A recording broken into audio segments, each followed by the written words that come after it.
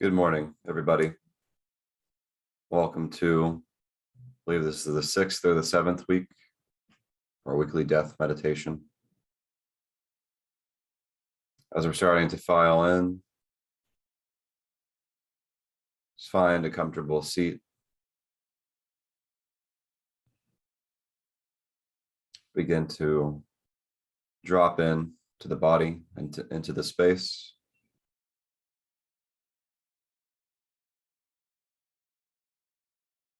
You can close your eyes, you can keep them open. It's up to you.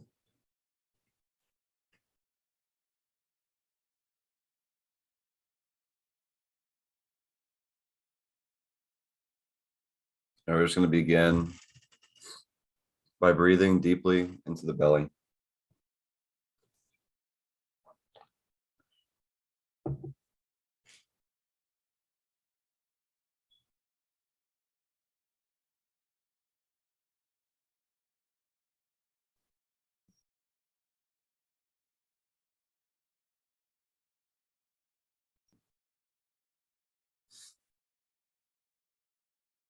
And take 3 full deep inhales through the nose.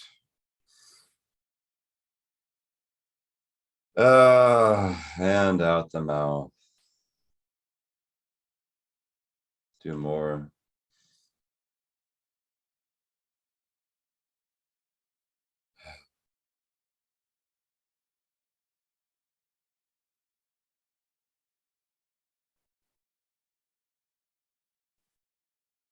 Just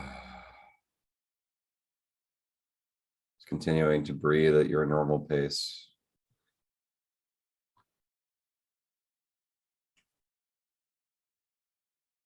Feel the rise and fall of your abdomen. You're sipping coffee like I am this morning. Just be present with it. Smell it. Feel it as it comes into your mouth and slides down your throat.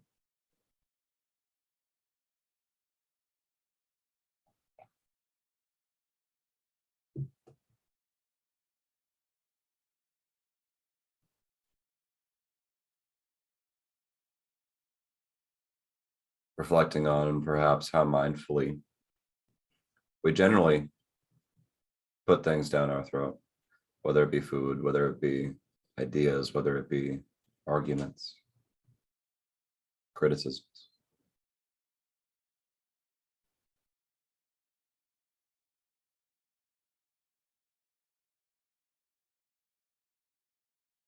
Continuing to feel that rise of the belly and the fall.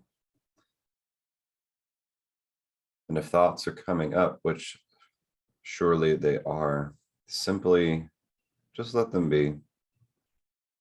There's nothing to still.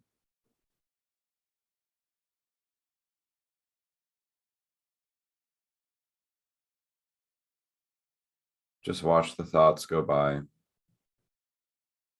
as though there are clouds in the sky.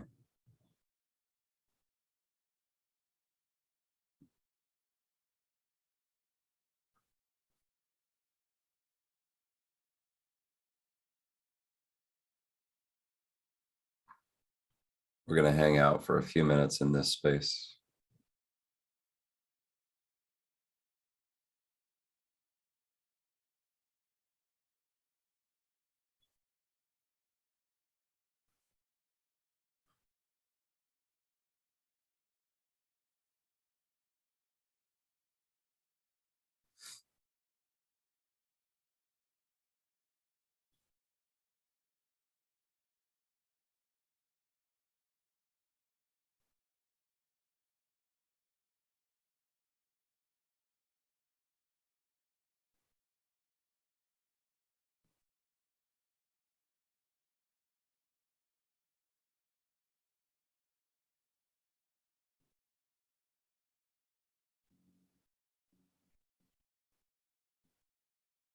Coming back to the breath whenever we find ourselves wrapped in our illusion, as the Tibetans might say.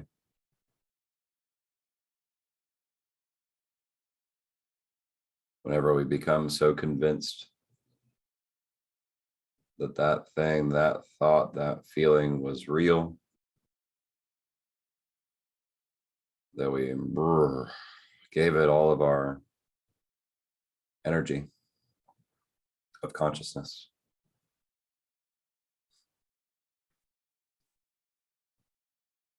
And thereby made it real, but don't realize that we do this. We don't realize how we make things real and how important this is and how potent that is.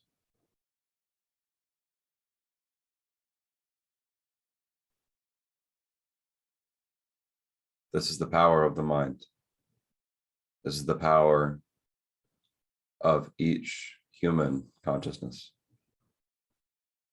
to create.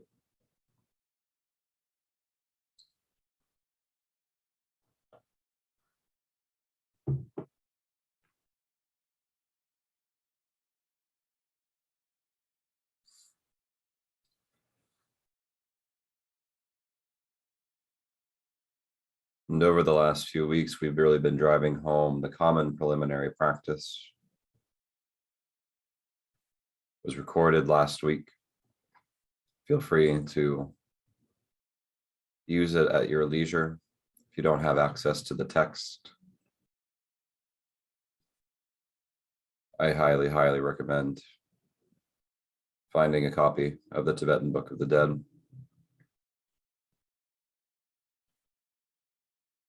It is heavy with wisdom, and at the same time light with wisdom.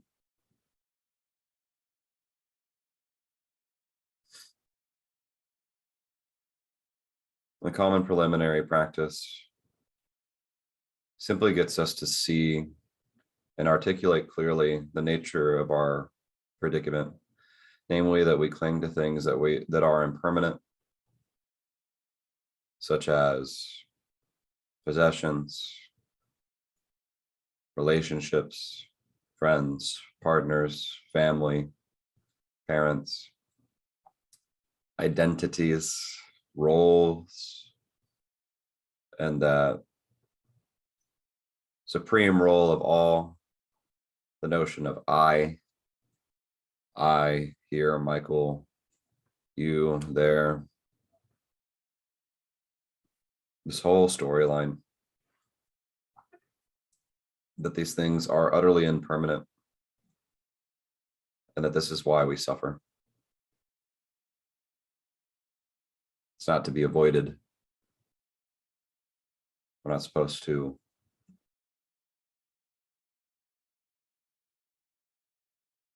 abstain from attaching. Simply to recognize that we do it. And to come to a more everlasting place, i.e., awareness. Because through every season of life, from the moment that you were born until the moment that you die, there is an awareness that witnesses it all.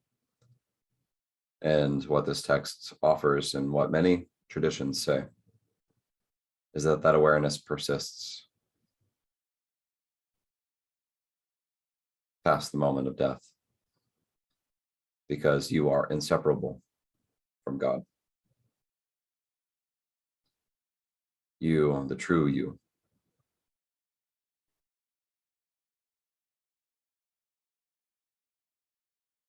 Not the circumstances of your time and place that have made you, quote unquote, who you are. We suffer because we cling to things that are impermanent.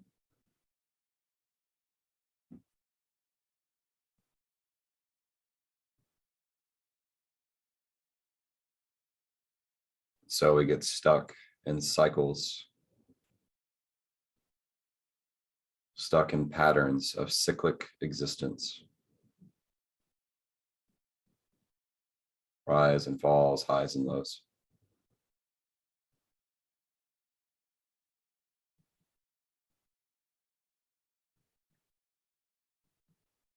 Yet there is no guarantee that we will survive, even past this very day, even past this very hour.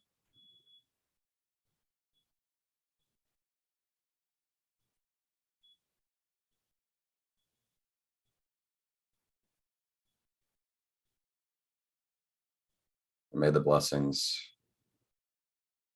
of the enlightened ones, of the awakened ones, of the Buddha, of the Christ, of all beings who have fallen back from the cycles. We ask that you grant your blessings so that our obsession with cyclic existence will come to its end.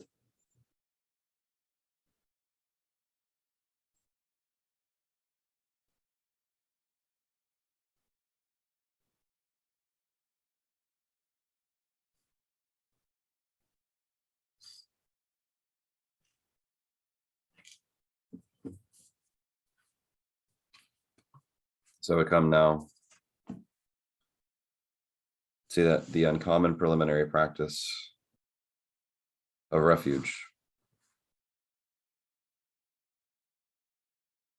In the outer refuge, I bow down to and take refuge in the spiritual teachers whose enlightened intention throughout the past, present, and future is uninterruptedly directed towards living beings,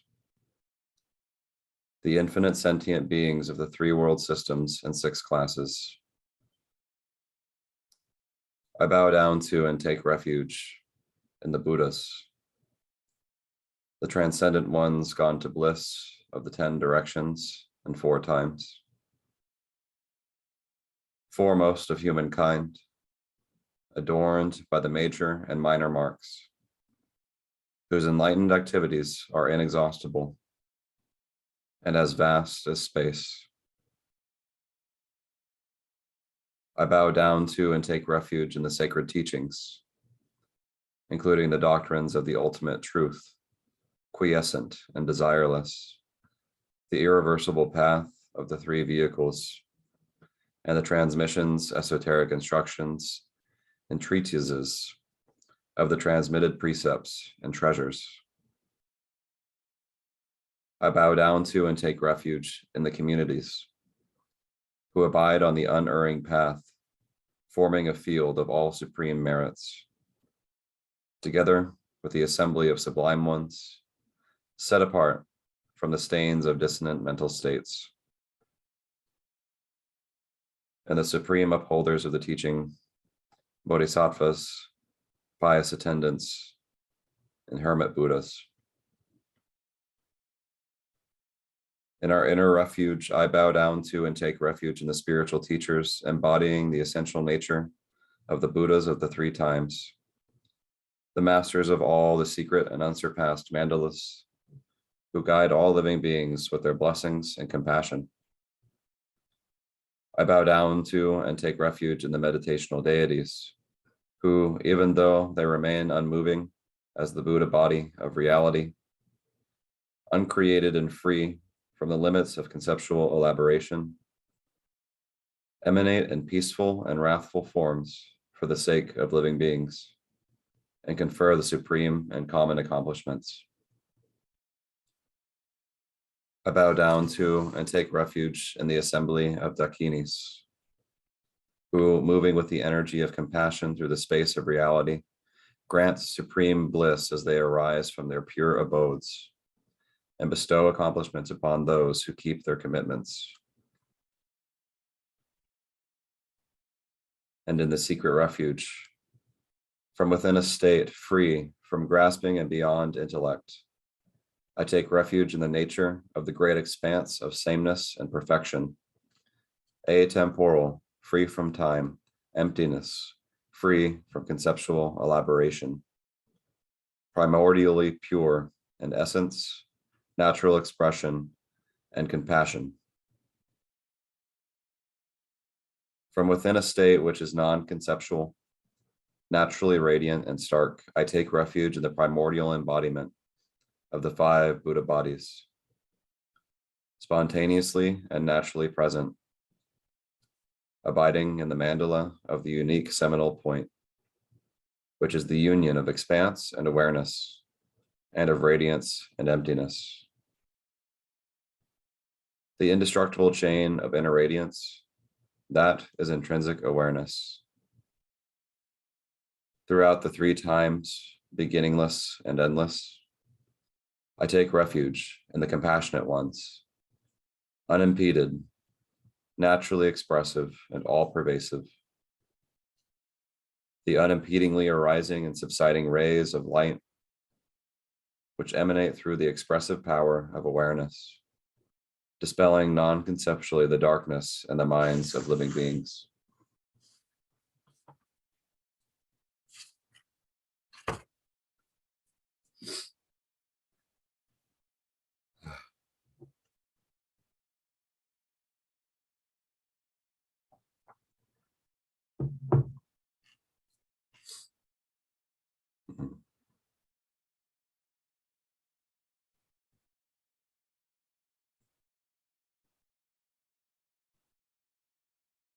So just falling back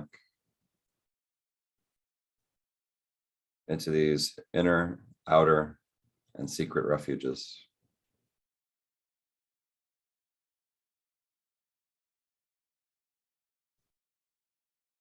You'll notice that the text invokes certain deities and belief systems, but the beauty of this text is that it includes them all.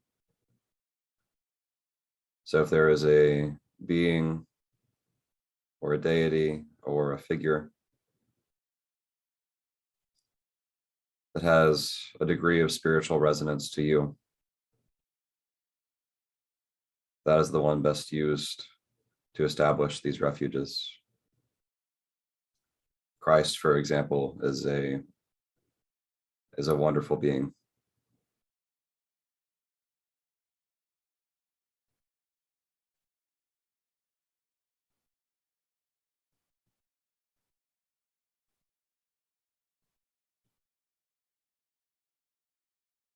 And what this conveys to us is that we are not alone in our journey,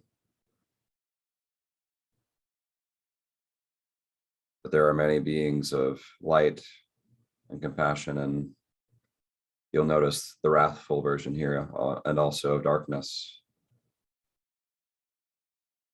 that are with us in our attempts to awaken.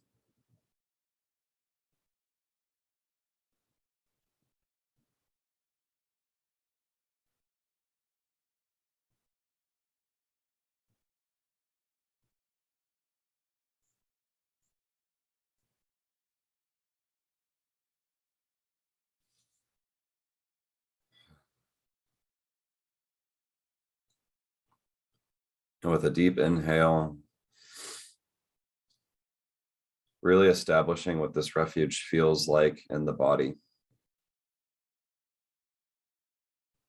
How does it manifest? How does it feel? Where do you feel it?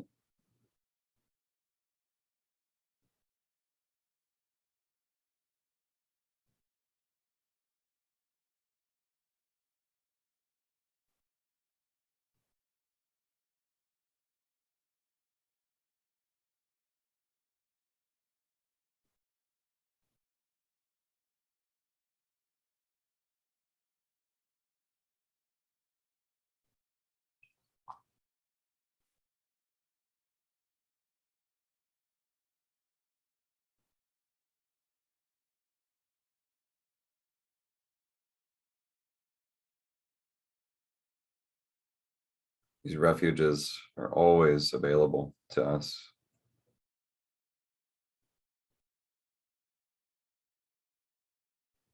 No matter how chaotic the external world might be.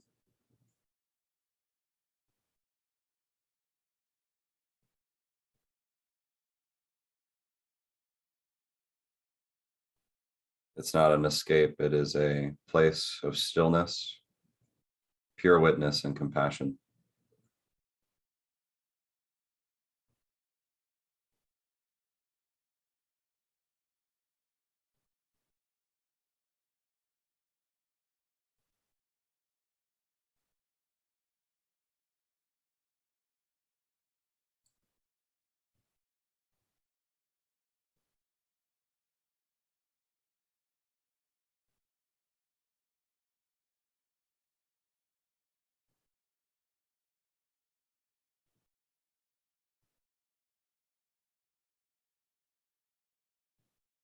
And we'll just rest here for a few more moments.